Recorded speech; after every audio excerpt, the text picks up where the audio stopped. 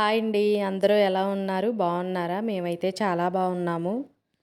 వినాయక చవితి అందరూ బాగా చేసుకుంటున్నారు. మా అపార్ట్మెంట్లో అందరం కలిసి చాలా బాగా సెలబ్రేషన్ చేసుకున్నాము. మీకు లాస్ట్ వీడియోలో పోస్ట్ చేశా చూశారు కదా. ఇదైతే సెకండ్ డే అండి. మనకి అపార్ట్మెంట్లో ఎక్కువ రోజులైతే ఉంచుకోము. 3 రోజులకే నిమజ్జనం చేసేస్తాము. అందుకోసం సెకండ్ డే ఇట్లా భోజనాలు అయితే ప్రిపేర్ చేసుకుంటున్నాము. ఎక్కువ రోజులు ఉంచుకున్న చిన్నపిల్లలందరూ సెలబ్రేషన్ చేసుకోవటానికి స్కూల్స్ ఉంటాయి కదండి. అలాగే పెద్దవాళ్ళకి కూడా ఆఫీస్కి వెళ్ళాలి కాబట్టి 3 డేసే ఉంచుకుంటాము. సాటర్డే సండే ఎటుకో హాలిడేసే వచ్చేసాయి. తర్వాత మండే నిమజ్జనం చేయొచ్చని సెకండ్ డే భోజనాలకి రెడీ చేసుకుంటున్నాము. పద్మ అయితే పక్కనే ఉండే ములక చెట్టు దగ్గరికి వెళ్ళి ములక్కాయలు తీసుకొచ్చి టేస్టీ టేస్టీ ములక్కాయలు వేడి వేడి సాంబార్ అనుకుంటా ములక్కాయలు అయితే తీసుకొని వస్తుంది నవ్వుకుంటా. కింద వినాయకుడు మండపాన్ని చూశారు కదా. మేమే డెకరేషన్ చేసుకున్నాము. బయట నుంచి అయితే ఎవ్వరు రాలేదు. లేడీసే పూలదండలు అన్నీ కట్టి మండపం అయితే మేమే రెడీ చేసుకున్నాము.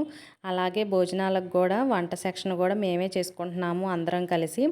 క్యాటరింగ్ అటువంటిది ఏమీ ఇవ్వలేదు. క్యాటరింగ్ ఇస్తే మనకి ఆ టయానికే రెడీ అయ్యి కిందకి దిగుతారు. అట్లయితే సందడే ఉంటుందండి. లేడీస్ అంతా కలిసి చక్కగా కూరగాయల కటింగ్ అయితే చేశాము. జెంట్స్ అయితే కుకింగ్ అయితే చేశారు.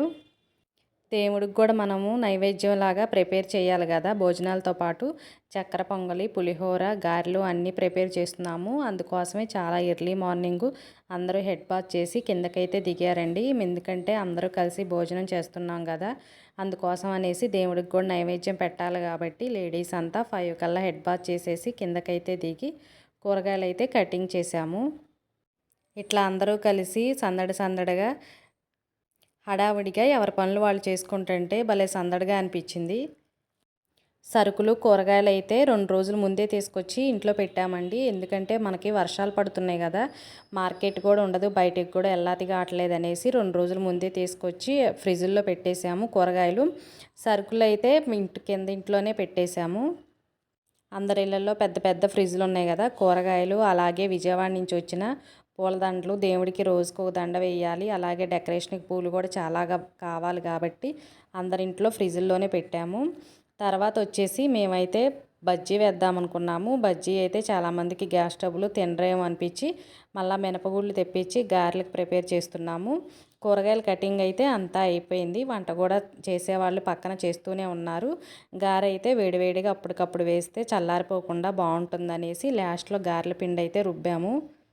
అదే క్యాటరింగ్ ఇస్తే టయానికి రెడీ అయ్యి కిందకి దిగి బయటకు వెళ్ళి ఫంక్షన్కి భోజనం చేసి వస్తాం కదా. అలానే అనిపించిద్ది. అలా కాకుండా ఒక 10 ఇయర్స్ బ్యాక్ విలేజ్లో చూసారా, లేడీస్ మొత్తం ఎర్లీ మార్నింగ్ వచ్చి కూరగాయలు కట్ చేసేవాళ్ళు, ఆకుకూరలు అలాగే బంగాళదుంపలు కట్ చేయటం అటువంటివి చేసేవాళ్ళు.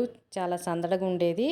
మేము కూడా సేమ్ అలానే చేసామండి. టిఫిను టీ అన్నీ కిందే ప్రిపేర్ చేసాము. మళ్ళీ ఇంట్లో జెంట్స్ పిల్లలకి టిఫిన్ టీ అనుకుంటా పైకి వెళ్ళాల్సి వచ్చింది కాబట్టి అందరికీ కలిపి టిఫిన్ కూడా కిందే ప్రిపేర్ చేసాము మార్నింగు. తర్వాత వచ్చేసి మధ్యాహ్నం వంట ప్రోగ్రాం అయితే అయిపోయిందండి. లంచ్ టైం అయిపోతుందని గ్రైండర్ వేసాము, చూపించా కదా. గారెలు అయితే వేడివేడిగా ఉంటాయి అనేసి టయానికి కరెక్ట్గా వేసాము. వెజ్ బిర్యానీ, పన్నీర్ కర్రీ, పెరుగు చట్నీ చేసాము. తర్వాత వచ్చేసి బీరకాయ టమాటా కలిపి రోటి చట్నీ లాగా, బంగాళదుంపలు కూడా ఉడకబెట్టి తాలింపు వేస్తారు కదా, ఫ్రైలా కాకుండా కొంచెం గుజ్జు కర్రీ లాగా ఉంటుంది. అదైతే పిల్లలకు చాలా ఇష్టం, వాళ్ళే చేయమని చెప్పారు. తర్వాత వచ్చేసి దోసకాయ టమాటా కలిపి పప్పు, ములక్కాయలు పక్కనే ఉండిద్ది చెట్టు. నేను ఎప్పుడు చూపిస్తా కదా మీకు, ఆకు కూడా తీసుకొచ్చి ఆ చెట్టు ములక్కాయలు అయితే తీసుకొచ్చి సాంబార్ అయితే ప్రిపేర్ చేసాము. తర్వాత చక్కెర పొంగలి, చిప్స్, పెరుగు అన్నీ అక్కడ పక్కన పెట్టేశాము. ఫస్ట్ అయితే చిన్నపిల్లలు మేము వడ్డించాలని నిలబడ్డారండి. తర్వాత పెద్దవాళ్ళే వచ్చి నిలబడ్డారు. ఎక్కువ శాతం అయితే పన్నీర్ కర్రీ, పెరుగు చట్నీ, బిర్యానీయే ఎక్కువ తిన్నారు పిల్లలు. మామూలుగా అయితే ఎవరింట్లో వాళ్ళు పండగ బాగా చేసుకుంటారు. కానీ అపార్ట్మెంట్లో గత 3 సంవత్సరాల నుంచి కింద కూడా వినాయక విగ్రహం తీసుకొచ్చి ఇట్లా పండగలా చేసుకుంటున్నాము. ఈ ఇయర్ అయితే 4th ఇయర్ అండి. లాస్ట్ 3 ఇయర్స్ కూడా భోజనాలు మేమే ప్రిపేర్ చేసుకున్నాము. అప్పుడైతే బయట వాళ్ళు కూడా వచ్చారు. ఇప్పుడైతే వర్షాలు బాగా పడుతున్నాయి. పక్కింటి వాళ్ళు కూడా వచ్చే పరిస్థితి అయితే కాదు. అందుకోసం అనేసి అపార్ట్మెంట్లో వాళ్ళ వరకే చేసుకున్నాము. అదే మనం బయట క్యాటరింగ్కి ఇస్తే ఒక్కొక్కరికి 250, 300 పడుతుందని చెప్తారు. అలా కాకుండా సరుకులన్నీ కూరగాయలు మనమే తీసుకొచ్చుకొని అందరం ఇట్లా కిందకి దిగి ఎవరు చేసే పనులు వాళ్ళు చేసేస్తే ఈజీగా భోజనాలు సిద్ధం చేసుకోవచ్చు. అందుకోసం అనేసి ఎందుకంటే మనకి బయట వాళ్ళు ఎవరు చందా ఇవ్వరు, అపార్ట్మెంట్లో వాళ్ళు ఫ్లాట్కి ఇంతనే రాసుకోవాలి కాబట్టి ఇట్లా చేసుకుంటున్నాము. గత 4 ఇయర్స్ నుంచి కూడా భోజనాలు కూడా మేమే ఇట్లా కింద ప్రిపేర్ చేసుకుంటున్నాము. అదే కార్తీక మాసంలో వనభోజనాలకు వెళ్తూ ఉంటాం కదా, అటువంటప్పుడు మాత్రం ఫ్లోర్కి వచ్చేసి 6 ఫ్లాట్స్ 3 ఫ్లాట్స్ కలిపి ఒక్కొక్క వెరైటీ చేసుకొని రావాలని అట్లా పంచుకొని ఒక్కొక్కళ్ళు ఒక్కొక్క వెరైటీ తీసుకొని వనభోజనాలకు అయితే వెళ్తాము. అది కూడా ఇంకా ఈజీ అండి, ఎందుకంటే మనకి ఒక్కల మీద వేసేస్తే బడ్జెట్ కూడా ఎక్కువైపోతుంది. అందుకోసం అనేసి లేడీస్ అంతా అట్లా అనుకొని వనభోజనాలకు కూడా అన్నీ మేమే ఇంట్లో సిద్ధం చేసుకొని తీసుకొని వెళ్ళిపోతాము.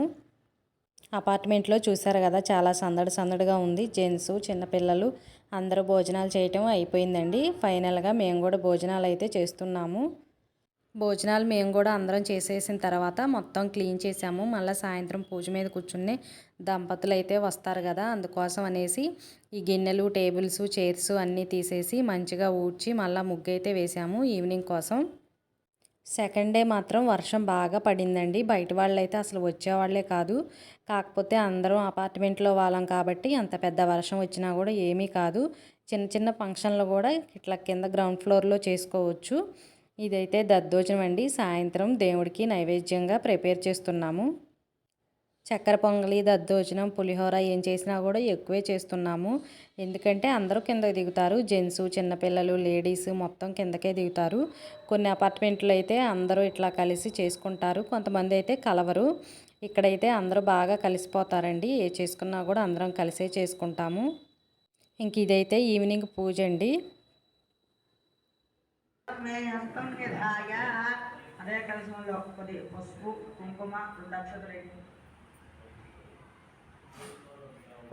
कौड़पलगोत्रोद्भवसलिंग नरसिंहरावनामदेशेन्द्रनामदेयस्य नेकटकाव्यश्रीनामदेयस्य प्रदीपनामदेयस्य सकुटुम्बानान्ततः नमः ओं गजाननाय नमः ओं गणाध्यक्षाय नमः ओं महागणपतये नमः मन्याय नमः महाकालाय नमः महाबलाय नमः महाय नमः कर्पूर नीराजन समर्पयामि नमस्करोमि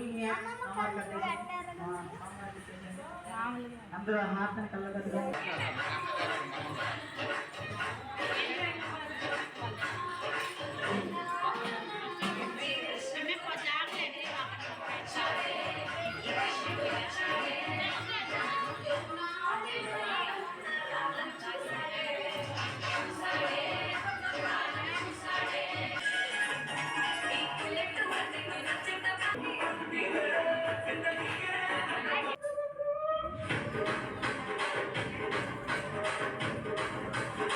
ప్రతిరోజు అందరూ గోత్రనామాలు అయితే చదువుతారు. తప్పకుండా ఈ వీడియో నచ్చితే లైక్ చేయండి.